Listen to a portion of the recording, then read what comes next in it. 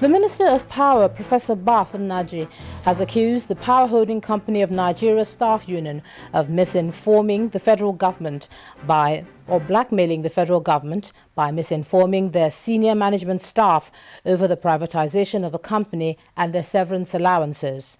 Now, briefing State House correspondents after the presentation of the performance of the ministry on the 2012 budget, Professor Nnaji wondered why the union wants the government to exempt them from the nation's pensions laws so that they can illegally collect pensions. In the meantime, the ministry's budget performance this year has been put at 52.9% of the 21.5 billion naira received. It was the turn of the Minister of Power to present his scorecard to President Goodluck Jonathan on the performance of the 2012 budget. The National Assembly approved 78.4 billion naira in 2012 for the power sector. 75.46 billion naira was budgeted for capital projects, out of which 21.5 billion naira has been released.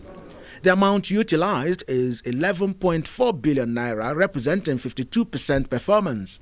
The Minister of Power enumerated some of the projects targeted by the main ministry to include 17 small and medium power projects, the transmission companies, how to ensure stability and reduce system failures, expansion of distribution networks, and resuscitation of the Rural Electrification Agency.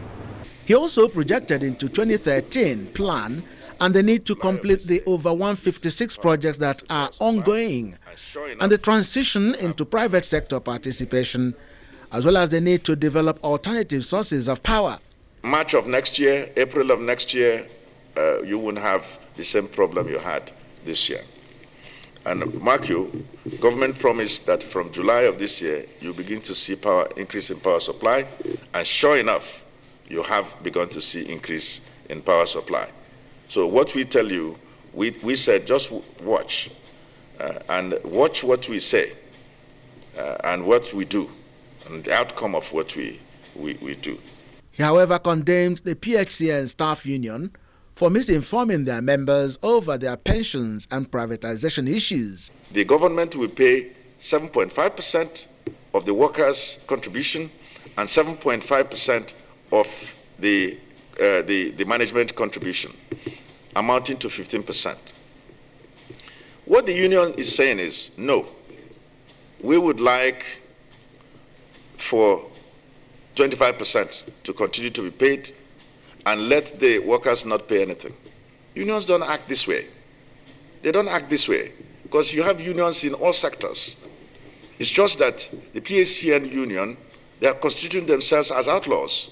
The presidency insists that proper standards are set in the administration and that priorities in terms of service delivery are also met. Chukwuma Onwekusi, Channels Television.